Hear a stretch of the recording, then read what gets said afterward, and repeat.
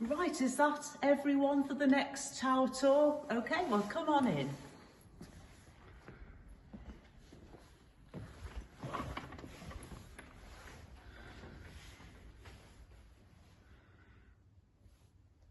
Right, it's nice to have you with us this morning for our tower tour. And we've started here in the base of the tower, which is called the Tower Room. Now, as you'll see the plaque there, 1987, the old primary school was sold and we got a little bit of money out of that. And so that was used to raise the ringing floor where the bell ringers stand. And why that was needed was because before that time, the bells were rung from here, and that was 70-foot ropes, and that made bell ringing really difficult. And so not only did that create a room here where we have our Sunday school, and also a nice floor for the bell ringers to stand on, but also there's that circle in the middle, so if a bell needs to be brought down for repair, it can be lowered through there. It would be quite a job, I think, bringing it down the spiral staircase. Right, shall we go on?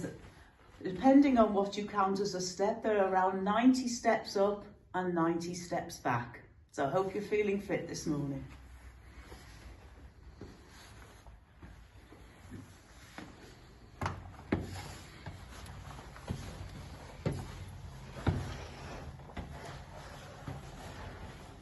And this is where the bell ringers stand when they're ringing the bells. So follow me in.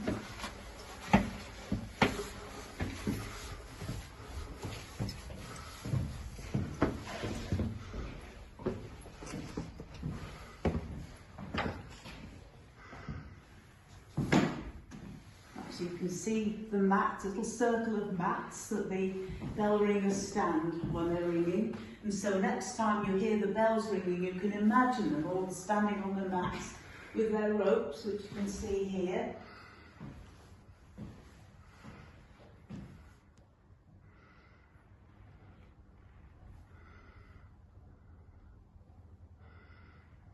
And this is the chiming mechanism, which is linked to the bells.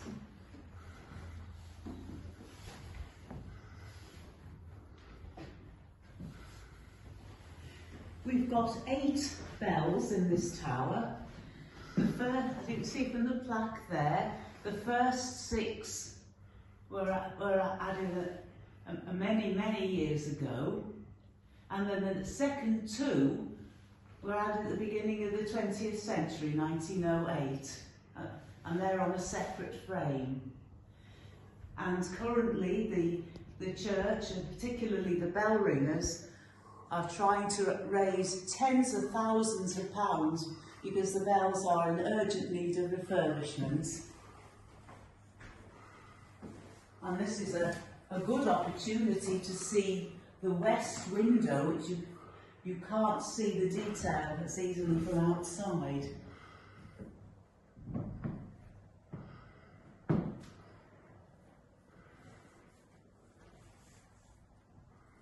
We've got a few people commemorated here.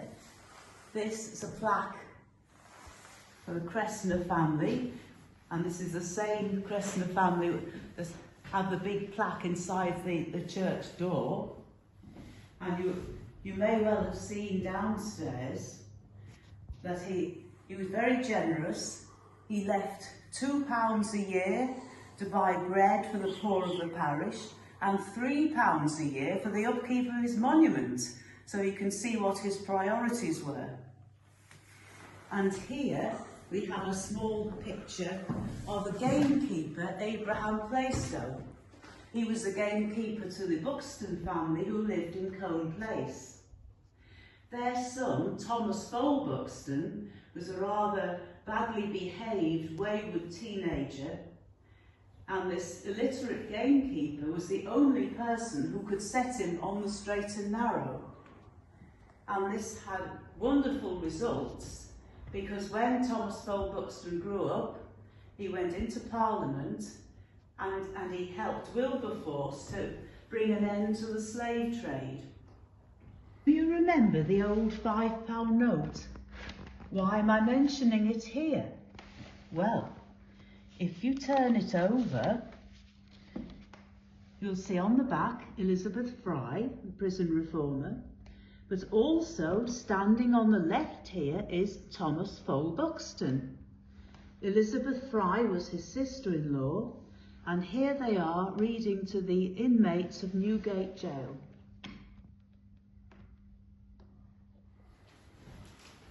And out here, there was a balcony. And Philip Buck, who was a child here in the middle of the 19th century, when he gave an article to the local paper about his memories of the village, described all the school children sitting in the gallery for a service. And the schoolmaster had a big stick. And if any of the children were naughty at the end of the row, he used to give them a poke. But, mystery, how did they get to the gallery? We don't know. And here, we've got a little working model of the bell. There you are, that.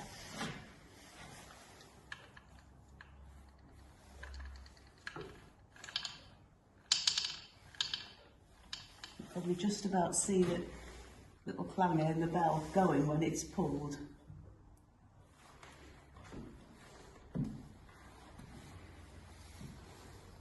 Right. Shall we go up?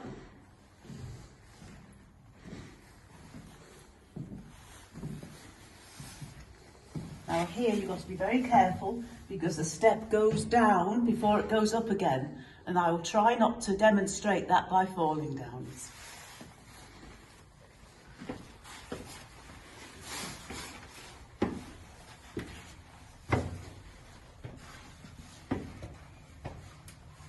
We've got one of the doors that goes out onto the roof.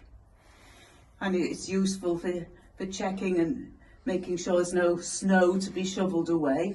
But also when we have our annual teddy bear parachute drop, sometimes if it's windy, the poor unfortunate stuffed toys end up on the roof and people had to go out there and retrieve them and return them to their distraught owners. Right, so here's the clock chamber. Perhaps you can hear it ticking.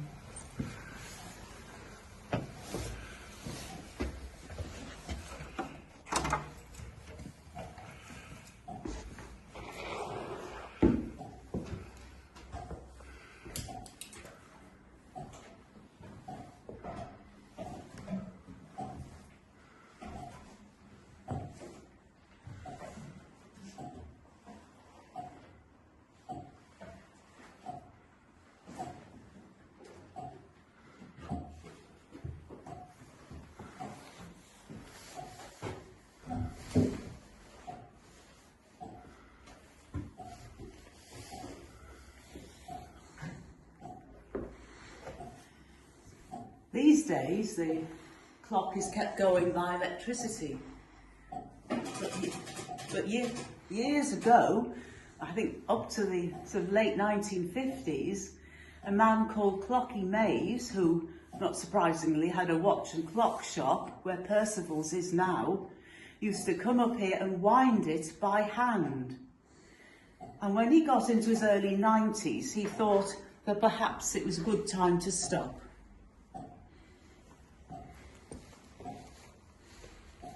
The clock was put in 1887 to celebrate the Golden Jubilee of Queen Victoria.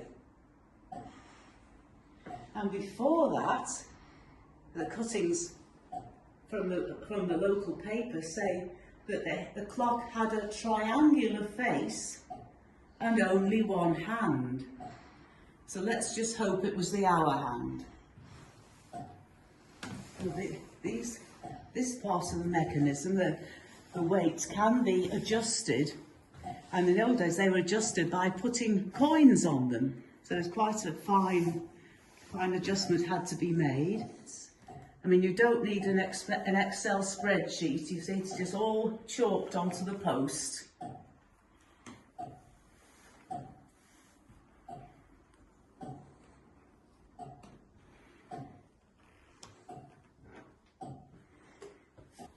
It is quite spectacular when it performs for us, when it chimes.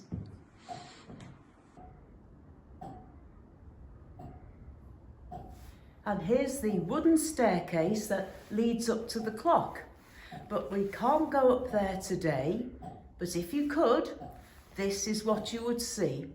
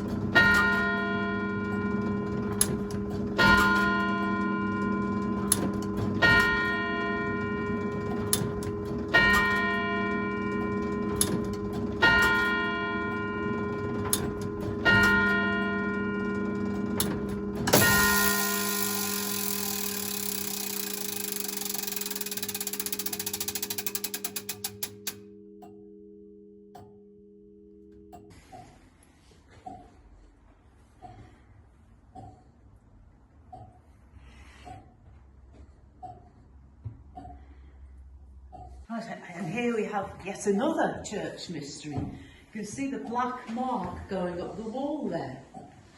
What is it? It looks like soot from the back of the chimney. But where was the chimney? Where was the fire? We don't know. There's all these walls here. The walls got so many stories and they've heard so many things they could tell us. And I often get asked, what is this? Well, this is made out of cardboard. And somebody who used to look after the clock previously had a son who was an art student. And so he made this, and he's used various features of the church building. Some of those arches, a window, carvings, and he's put it together to make this. And the steps, you can see the brick steps here, which eventually become wood. Right, we're on our way up to the bell chamber now, and as it's too dangerous, I'm afraid we can't go in, but we can have a look round the door. We can just peek round the corner and see the bells. Okay, follow me.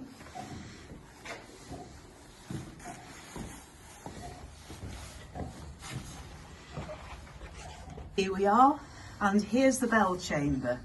As I say, it's a bit too dangerous to go in, but we'll have a look round the corner. And there they are. And I'll just add this, at this point, the stairs that we've just climbed up have changed from brick to wood.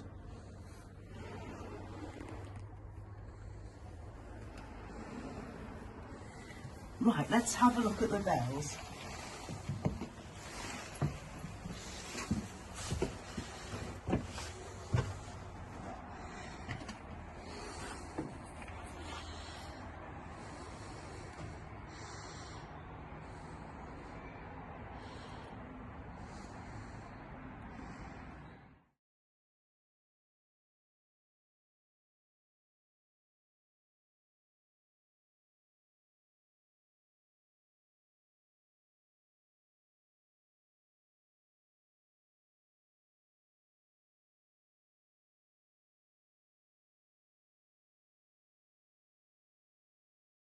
We are at the top. Let's go out, and you can see that when this tower was built, people must have been very small.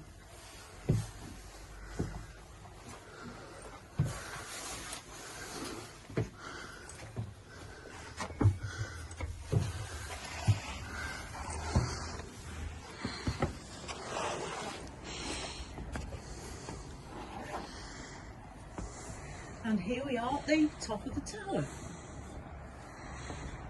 Great view from up here.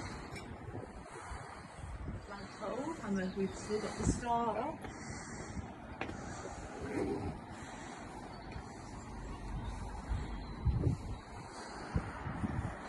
can see the chalky woods in the distance there. And the primary school a bit closer.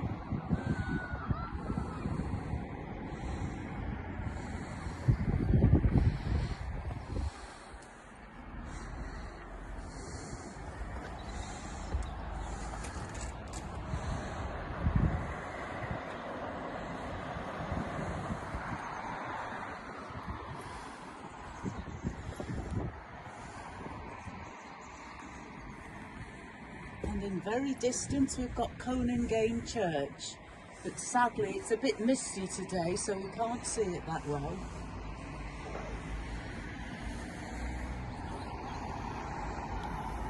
And quite often over to the left there you can see the monument in Colne Park. Can't see it today. And in the trees in the distance you can often see the little white triangle, which is the spire of Whitecombe Church.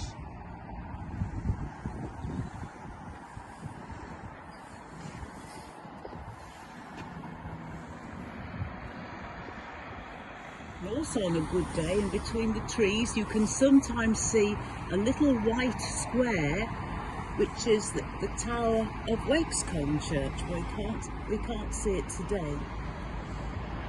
And what I often do when I'm here is I get my spyglass out and I train it on the horizon, right over there, in between the two pylons. And right on the horizon, on a good day, you can see a rectangular building sticking right up, and that is Jumbo in Colchester. And so on a bright day, the sun glints off the roof, and so you can see it. But I'm afraid we can't see anything today. And this is another of our little mysteries. You can see the weather vane, and then below it is what looks like a crown. Was this a crown for Christ the King? We don't know.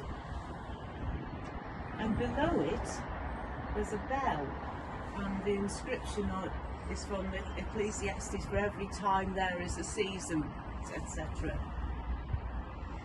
Why was that there? We don't really know.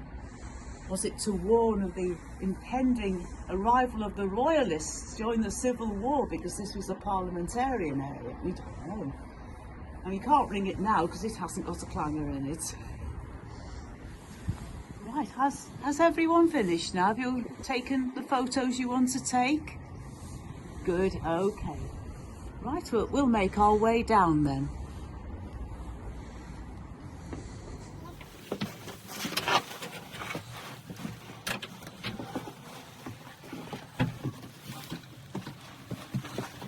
Right, and here we are, we're back down to the bottom. Well done for everybody for getting up to the top and back. That's about, what, 180 steps return trip.